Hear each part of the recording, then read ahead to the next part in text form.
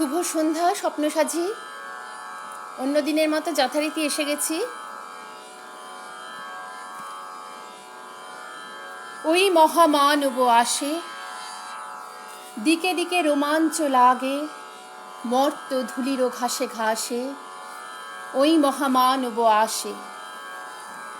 হ্যাঁ, সত্যিই তো তিনি মহামানব। তিনি এমন একজন মানুষ যিনি তার সমস্তটুকু উজাড় করে দিয়েছেন আমাদের, যার লেখার প্রতিটি ছত্রে আমরা অনুভব করতে পারি আমাদের নিজেদেরকে। তার লেখা কবিতা, গানে, গল্পে যে আনন্দ, দুঃখ, বেদনা, ভালোবাসা, অনুকম্পা খুঁজে পাই, সময় বিশেষে কোথাও যেন আমাদের প্রত্যেকের জীবনের সঙ্গে মিল খুঁজে পাই। তাই তো তিনি এত কাছের আমাদের, যার লেখার অনুভূতি দিয়ে আমাদের প্রতিটি ক্ষণ উপলব্ধি করতে পারি।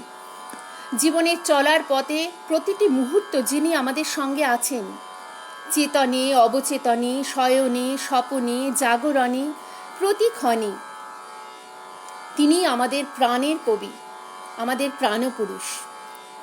আজ আমাদের সুরের ভেলায় থাকবে তাঁর লেখা সেই বিখ্যাত কাব্যগ্রন্থ গীতাঞ্জলি, যা লিখে তিনি এশিয়ার মধ্যে প্রথম নোবেল পুরস্কার প্রাপ্ত হন। 1913 খ্রিস্টাব্দে বিশ্বকবি রবীন্দ্রনাথ ঠাকুর সাহিত্যে নোবেল পুরস্কার পেয়েছিলেন গীতাঞ্জলি কাব্যগ্রন্থ লিখে। 1910 সালে প্রকাশিত হয়েছিল শ্রদ্ধেয় রবীন্দ্রনাথ ঠাকুরের লেখা গীতাঞ্জলি কাব্যগ্রন্থ। এই বইয়ে মোট 157টি গীতিকবিতা সংকলিত হয়েছে। এর বেশিরভাগ কবিতা গুরুদেব নিজেই সুরারোপ করেছিলেন।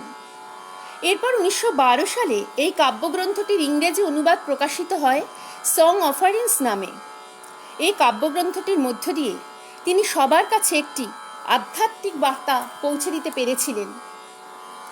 এই বইটি এমনই জনপ্রিয়তা অর্জন করেছিল যে 1914 সালের মধ্যে 6টি ভাষায় অনুবাদিত হয়েছিল গীতাঞ্জলি। প্রথম বিশ্বযুদ্ধের প্রাক্কালে গুরুদেবের এই বই বিশ্ব ভ্রাতৃত্ব ও বিশ্ব মানবতার বার্তা ছড়িয়ে দিয়েছিল।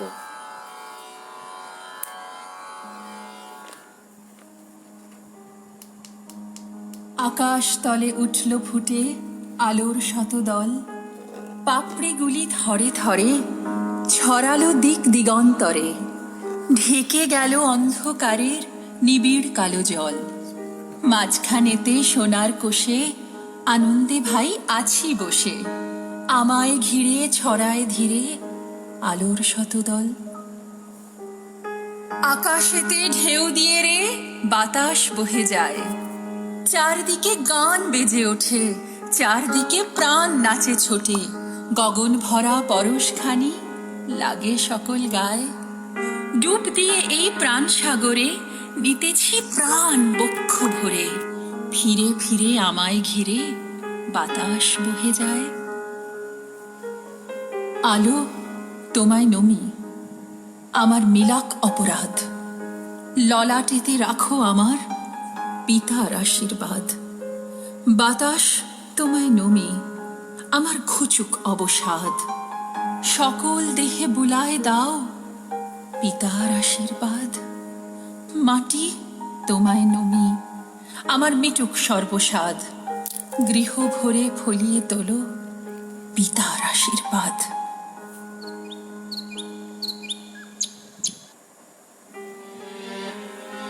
চাই গো আমি তোমারে চাই, তোমায় আমি চাই, এই কথাটি সদাই মনে বলতে যেন পাই।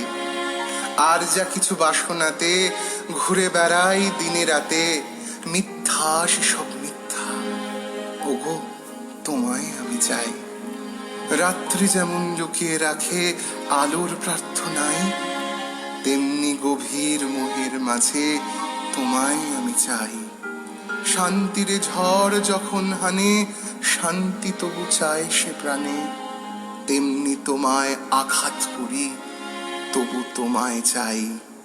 চাই গো আমি তোমারে চাই, তোমায় আমি চাই।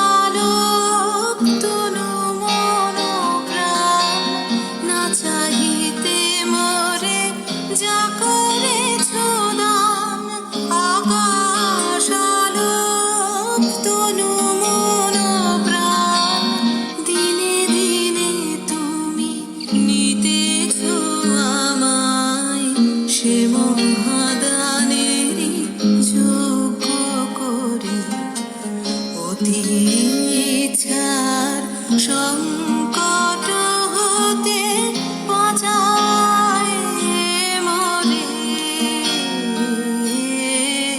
বহু বাসনায় প্রাণপণে যাই বঞ্চিত করে বাঁচালে মরে বহু বাসনায় প্রাণপণে যাই বঞ্চিত করে বাঁচালে মরে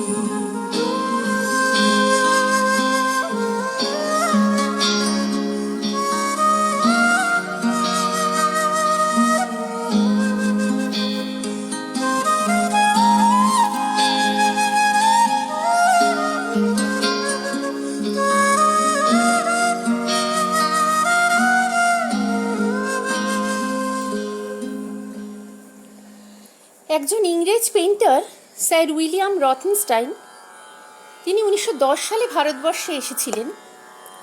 জোড়াসাঁকোতে এসেছিলেন রবীন্দ্রনাথ ঠাকুরের সঙ্গে দেখা করতে এবং তার আলাপচারিতা হওয়ার পর তার লেখা গীতাঞ্জলি ইংরেজি অনুবাদ পড়ে মুগ্ধ হয়েছিলেন এবং ওনার লেখা কিছু ছোট গল্পের ইংরেজি অনুবাদও পড়েছিলেন।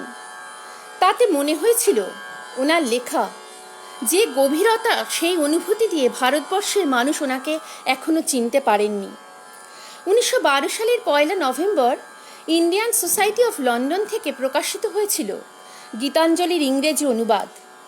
এই বইটির ইংরেজি অনুবাদ তিনি স্যার উইলিয়াম রথেনস্টাইনের হাতে তুলে দিয়েছিলেন।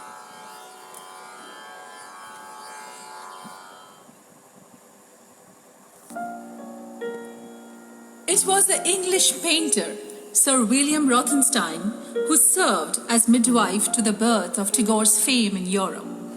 Rothenstein had visited India in 1910 and had come to know the artist brothers Abanindranath and Gaganendranath during his stay in Calcutta. He had already heard of them in Benares from Sir John Woodroffe and Sir Henry Stephen. The fact that neither of these two distinguished Englishmen who knew India well mentioned anything to him about Rabindranath shows how little the poet was known in his own country outside the strictly limited literary circle of Bengal. Rothenstein writes, I was attracted each time I went to Jorashako by their uncle, a strikingly handsome figure dressed in a white dhoti and chadar, who sat silently listening as we talked. I felt an immediate attraction and asked if I might draw him, for I discovered an inner charm as well as great physical beauty, which I tried to set down with my pencil.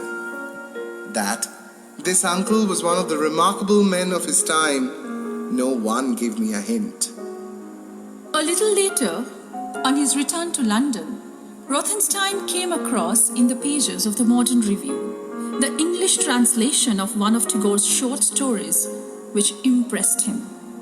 He wrote to his friends in Calcutta inquiring if any more such translations were available. In response, he received a few translations of poems done by Ajit Chakraborty, a colleague of Tagore's on the staff of the Shantiniketan school. The poems of a highly mystical character struck me as being still more remarkable than the story, though but through rough translations. Meanwhile, I met one of the Kuch Behar family members, Pramotto Lal Sen, a saintly man and a Brahmo, of course.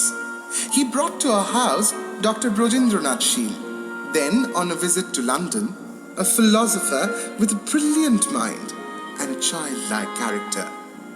They both wrote to Tagore, urging him to come to London. And so, when Tagore came to London, where he hardly knew anyone else, almost the first thing he did was to call upon Rothenstein, and knowing his interest in his poems, gave him the notebook in which he had scribbled his translations. Rothenstein writes, that evening I read the poems. Here was poetry of a new order, which seemed to me on a level with that of the great mystics. Andrew Bradley, to whom I showed them, agreed. It looks as though we have at last a great poet amongst us again. I sent word to Yeats, who failed to reply. But when I wrote again, he asked me to send him the poems. And when he had read them, his enthusiasm equaled mine.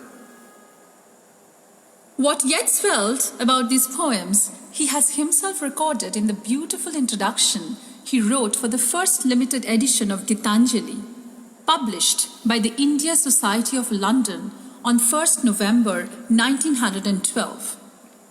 I have carried the manuscript of these translations about with me for days, reading it in railway trains or on top of the omnibuses and in restaurants, and have often had to close it lest some stranger would see how much it moved me. These lyrics, which are in the original, my Indian friends tell me, full of subtlety and rhythm, of untranslatable delicacies of color, of metrical invention, display in their thought a world I have dreamed of all my life long.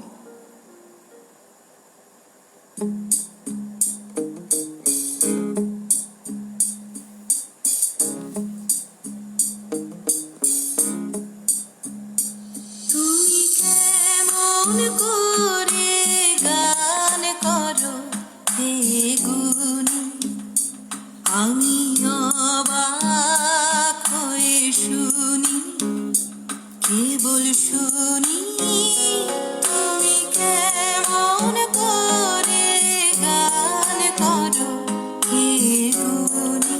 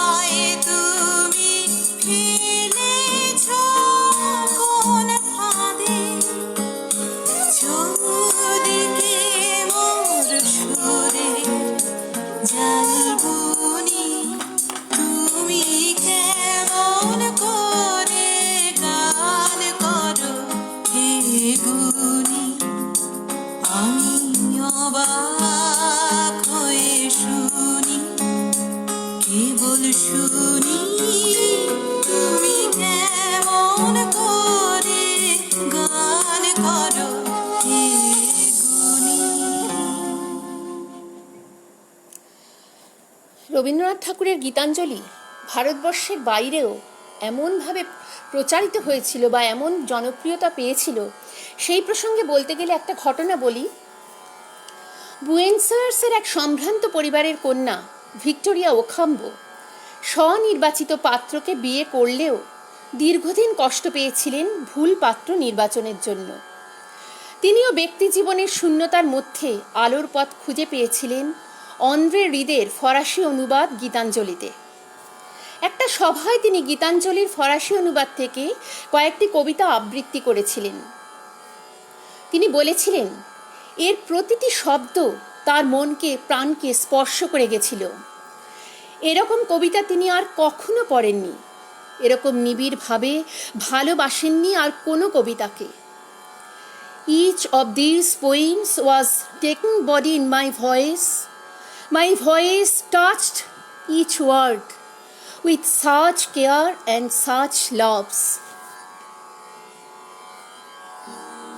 When I go from hence, let this be my parting word, that what I have seen is unsurpassable.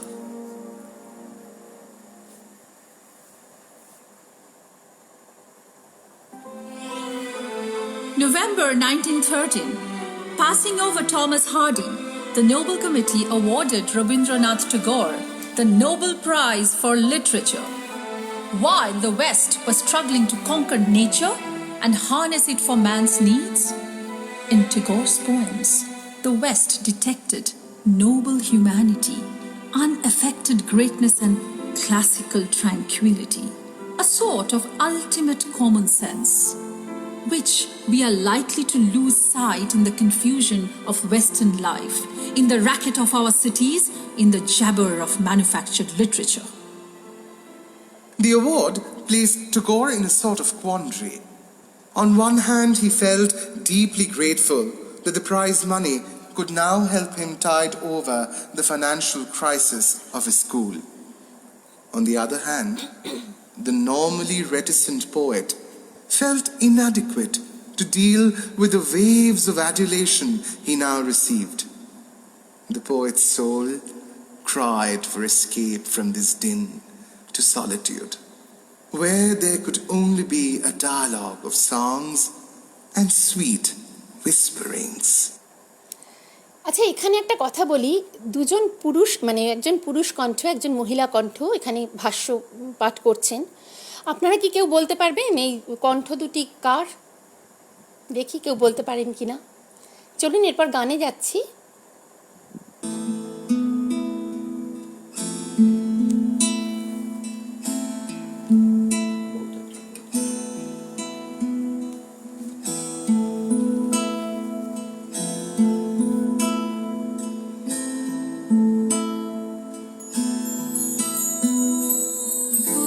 কোলাহল তো বারণ হলো, এবার কথা কানে কানে, এখন হবে প্রাণের আলা, কেবলমাত্র গানে গানে। কোলাহল তো বারণ হলো,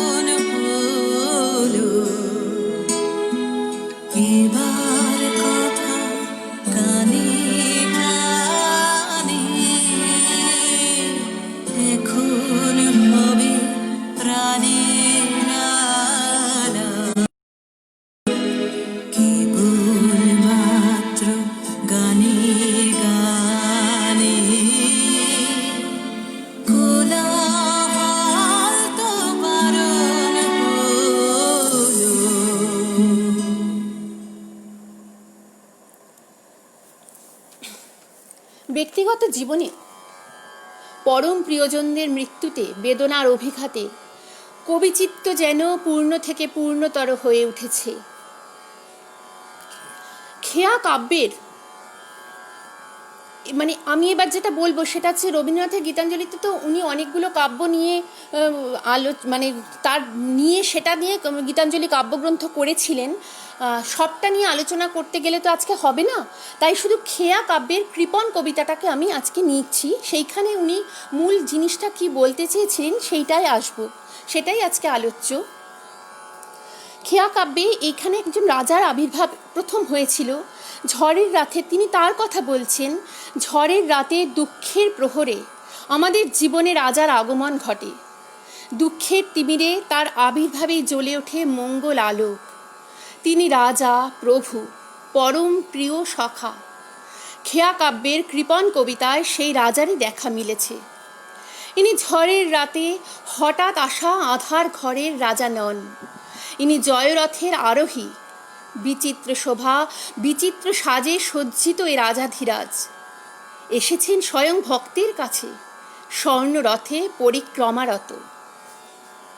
আমি ভিক্ষা করে ফিরেতেছিলাম গ্রামের পথে পথে, তুমি তখন চলেছিলে তোমার স্বর্ণরথে। কবির মনেই প্রত্যাশা, আজ তার ভিক্ষার ঝুলি ভরে যাবে রাজার দাক্ষিণ্যে। কিন্তু তিনি পরম বিস্ময় প্রত্যক্ষ করলেন। কি করলেন সেটা আসি এরপরে। Sinclair wrote in a letter to Rabindranath, May I say now that as long as I live, even if I were never to hear them again, I shall never forget the impression that they made. It is not only that they have an absolute beauty, a perfection as poetry, but that they have made present for me forever the divine thing that I can only find by flashes and with an agonizing uncertainty. No more noisy, loud words from me. Such is my master's will. Henceforth, I deal in whispers. The speech of my heart will be carried on in murmurings of a song. men hasten to the king's market. All the buyers and sellers are there. But I have my untimely leave in the middle of the day, in the thick of work. Let then the flowers come out in my garden, though it's not their time. And let the midday bees strike up their lazy hum. Full many an hour have I spent in the strife of the good and the evil. But now it is the pleasure of my playmate of the empty days to draw my heart unto him. And I know not why this sudden call to what useless inconsequence is. No more noisy, loud words from me. Such is my master's will.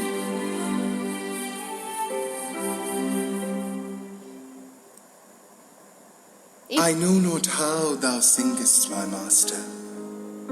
I ever listen in silent amazement. The light of thy music illumines the world. The life breath of thy music runs from sky to sky.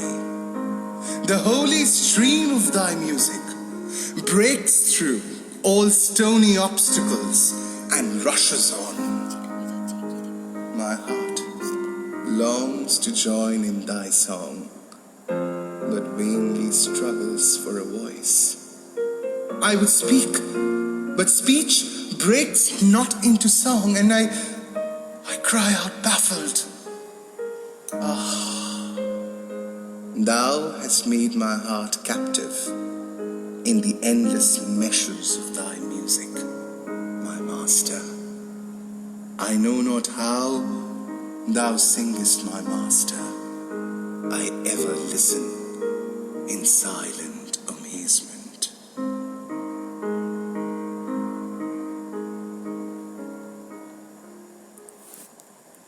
আবারও বলছি, এই ভাষ্যকার দুজন রয়েছেন, পুরুষ কণ্ঠ আর মহিলা কণ্ঠ।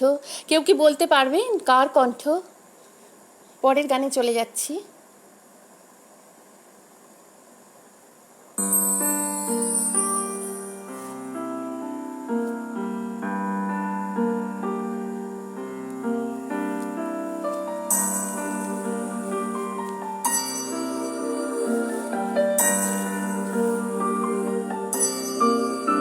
আজি শ্রাবণ ঘন গহন মোহে গোপন তব চরণ ফেলে নিশার মতো নীরব হে সবার দিঠি এড়াইলে শ্রাবণ ঘন গহন মোহে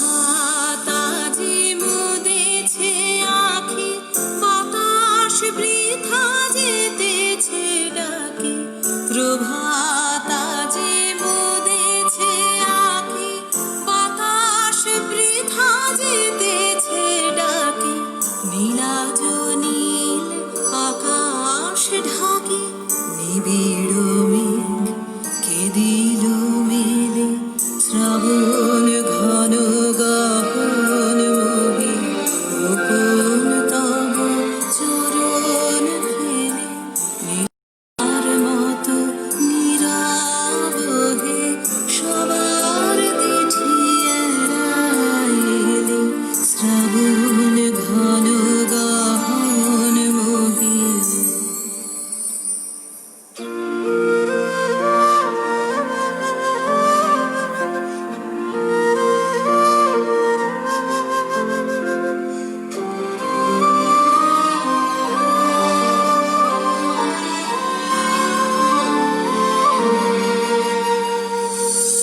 জনহীন কানন ভূমি দুয়ার দেওয়া সকল ঘরে একেলা কোন পথিক তুমি পথিকহীন পথের পরে কুজনহীন কানন ভূমি দুয়ার দেওয়া সকল ঘরে একেলা কোন পথিক তুমি পথিকহীন পথের পরে হে একা সখা হে প্রিয়তম রয়েছে খোলা এ ঘর মম হে একা সখা হে প্রিয়তম রয়েছে খোলা এ ঘর মম সম্মুখ দিয়ে স্বপন সম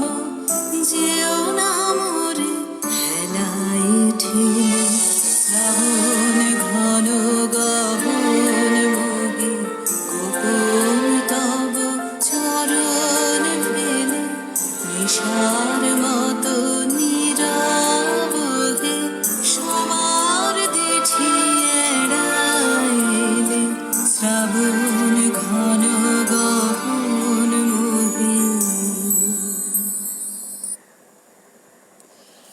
তিনি প্রত্যক্ষ করলেন যে স্বয়ং রাজা তার রথ থেকে নেমে কবির সামনে। শুধু তাই নয়, রাজাধিরাজ স্বয়ং তার কাছে ভিক্ষা প্রার্থী। আমায় কিছু দাও না বলে বাড়িয়ে দিলে হাত। আমরা ঈশ্বরের কাছে প্রার্থী হয়ে যাই, কিন্তু কবি অভিভূত বিস্ময় দেখলেন বিপরীত দৃশ্য। স্বয়ং ঈশ্বর এসেছেন তার কাছে ভিক্ষা চাইতে। ভগবানের সঙ্গে ভক্তের এই সমতার কথা গুরুদেব বললেন। ঈশ্বর রাজাধিরাজ মানুষের কাছে আসেন বন্ধুর মতো। Appreciation of Tagore's poems encouraged Rothenstein to call a few friends at his Hampstead house. where Yeats read out the poems in his musical, ecstatic voice to a choice gathering where Henry Nevinson, Ezra Pound, May Sinclair, and many others were present.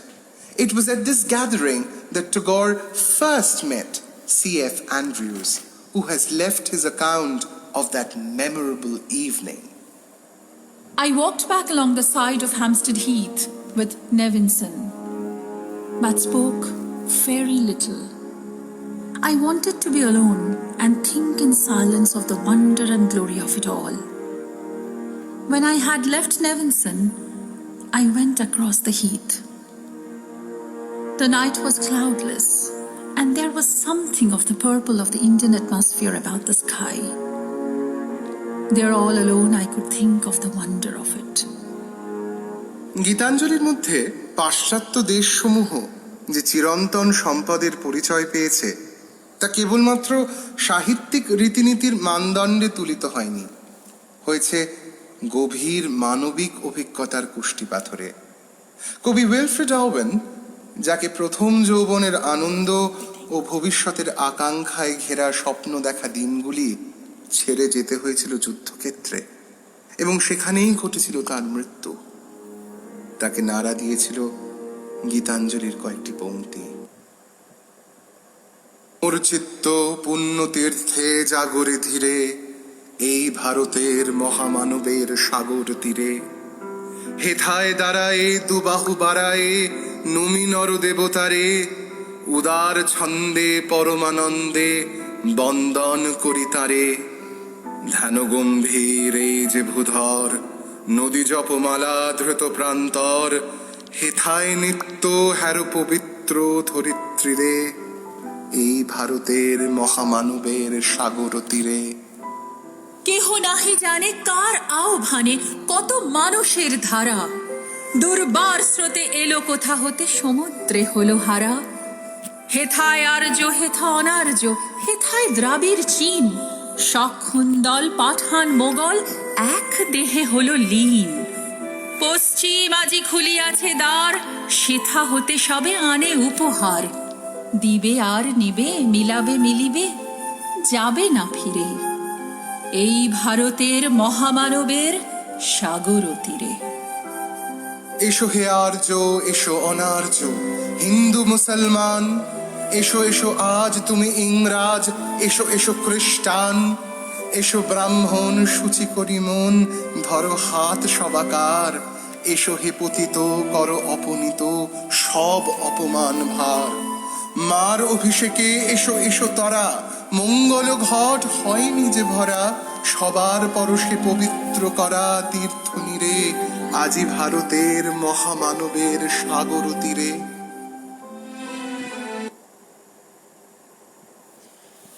গীতাঞ্জলিতে দেখি, তব সিংহাসনের আসন হতে এলে তুমি নেমে, মোর বিজন ঘরের দ্বারের কাছে দাঁড়ালে নাথ থেমে। আমরাই যে কেবল ঈশ্বরের কাছে ভিক্ষার্থী তাই নয়, কবি দেখালেন ঈশ্বরও মানবের কাছে ভিক্ষার্থী। তিনি আমাদের কাছে প্রেম ও ভক্তি, ভালোবাসার প্রত্যাশী। এই বোধেই আছে সীমা, আছে অসীম তত্ত্ব। কিন্তু কবিতাটির নামকরণে আছে আর একটি দোতনা। কি সে দোতনা? ফিরে এসেই শোনাই। আজি শ্রাবণ ঘন গহন মোহে, গোপন তব চরণ ফেলে, নিশার মতো নীরব হে সবার দিঠি এড়াই এলে। প্রভাত আজি মুদেছে আঁখি, বাতাস বৃথা যেতেছে ডাকি, নীলাজ নীল আকাশ ঢাকি, নিবিড় মেঘ কে দিল মেলে। কুজনহীন কানন ভূমি, দুয়ার দেওয়া সকল ঘরে, একেলা কোন পথিক তুমি, পথিকহীন পথের পরে। হে একা সখা, হে প্রিয়তম, রয়েছে খোলা এ ঘর মম, সমুখ দিয়ে স্বপন সম, হেও না মোরে হেলায় ঠেলে।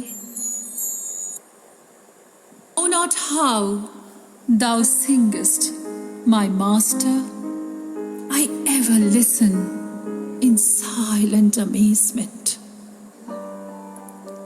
আজি শ্রাবণ ঘন গহন মোহে গোপন তব চরণ ফেলে নিশার মতো নীরব হে সবার দিঠি এড়ায় এলে প্রভাত আজি মুদেছে আঁখি বাতাস বৃথা যেতেছে ডাকি নীলাজ নীল আকাশ ঢাক হেমর একটু ভুল হয়ে চিত্ত গেল। পুণ্য তীর্থে জাগরে ধীরে প্রবলেম হয়ে এই ভারতের মহামানবের সাগর তীরে এটা হয়ে গেল না?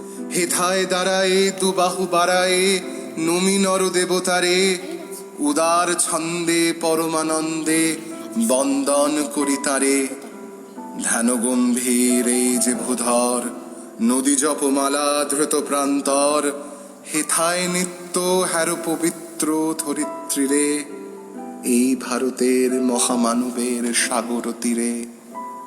কেহ নাহি জানে কার আহ্বানে কত মানুষের ধারা দুর্বার স্রোতে এলো কোথা হতে সমুদ্রে হলো হারা হেথায় আর্য হেথা অনার্য হেথায় দ্রাবিড় চীন সক্ষুন্দল পাঠান মোগল এক দেহে হলো লীন পশ্চিম আজি খুলিয়াছে দ্বার সেথা হতে সবে আনে উপহার দিবে আর নিবে মিলাবে মিলিবে যাবে না ফিরে এই ভারতের মহামানবের সাগর তীরে।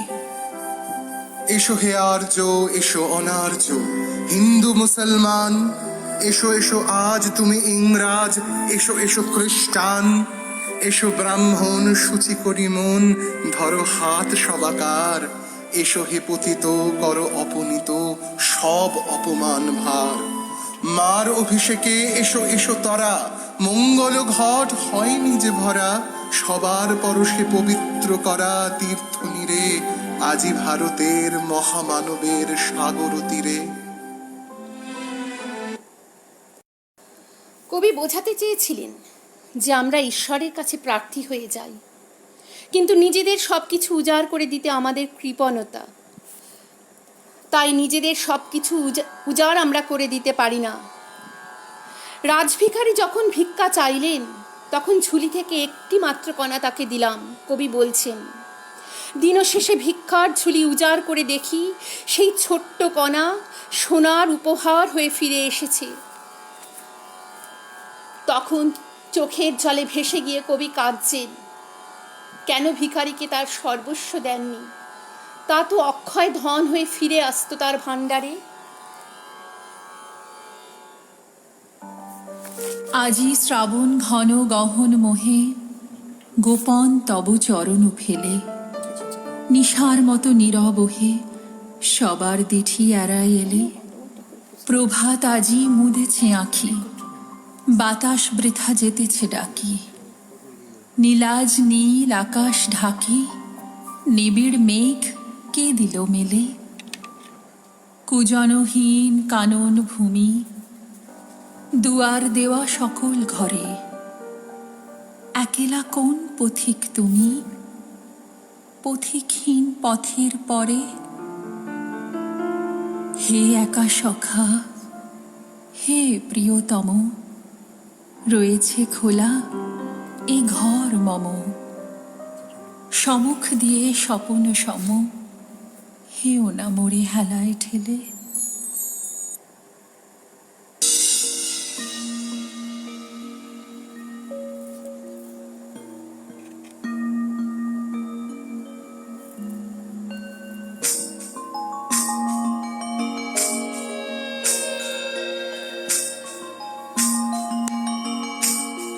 বিপুল তরঙ্গরে বিপুল তরঙ্গরে সব গগন উদ্বেলিয়া মগন করি অতীত অনাগত আলোকে উজ্জ্বল জীবনে চঞ্চল একই আনন্দ তরঙ্গ বিপুল তরঙ্গরে বিপুল তরঙ্গরে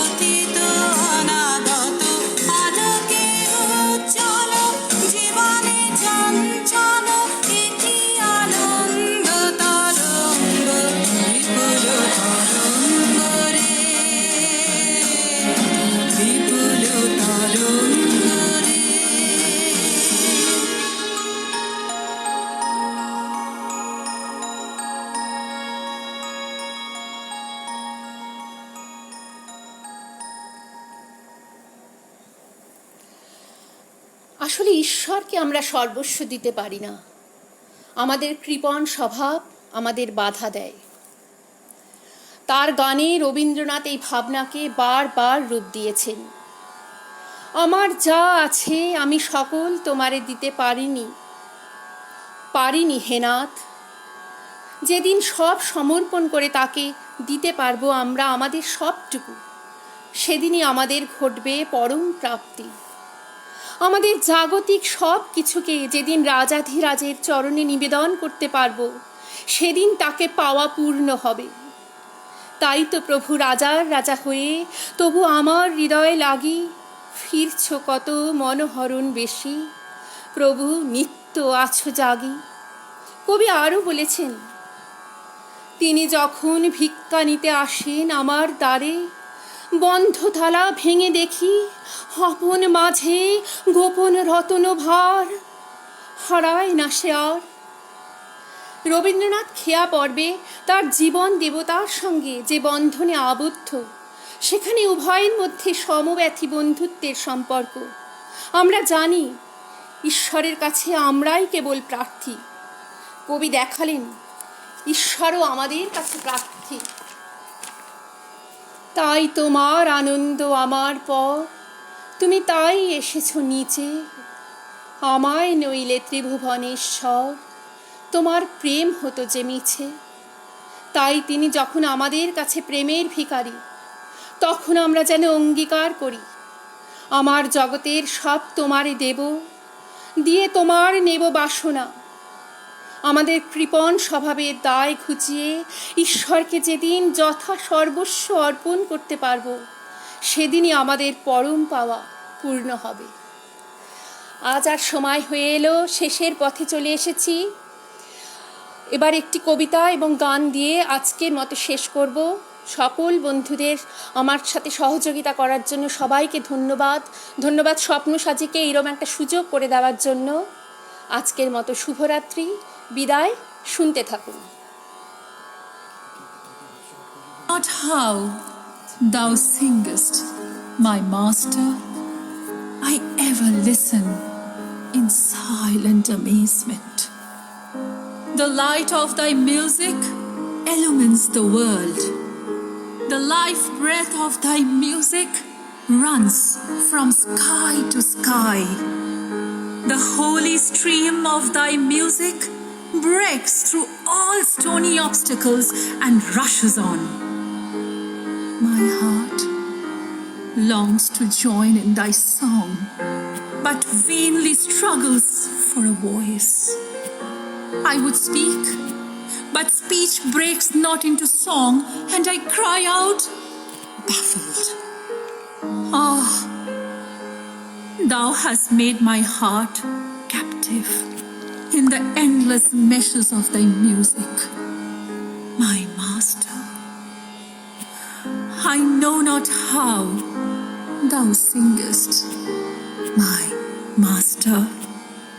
I ever listen in silent amazement.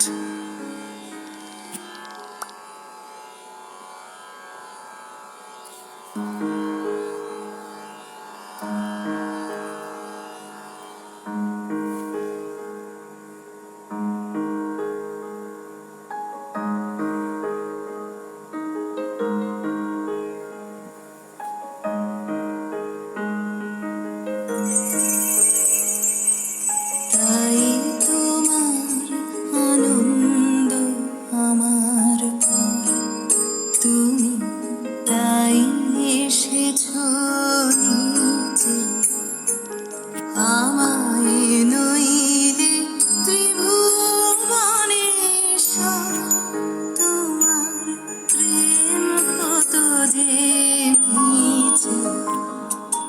তাই তোমার আনন্দ আমার পর, তুমি তাই এসেছো নিচে।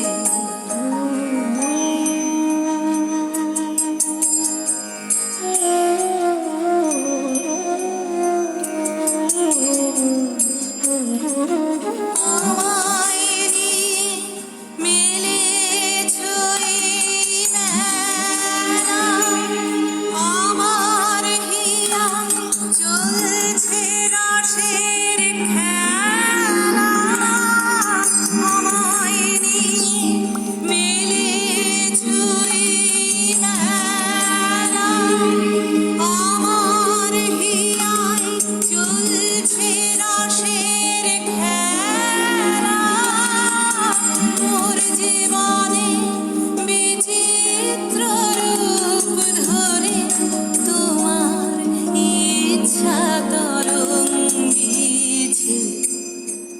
তাই তোমার আনন্দ আমার পর, তুমি তাই এসেছো নিচে, তাই তো তুমি রাজার রাজা হয়ে তবু আমার হৃদয় লাগি ফিরছো কত মনোহরণ বেশে, প্রভু নিত্য আছো জাগি।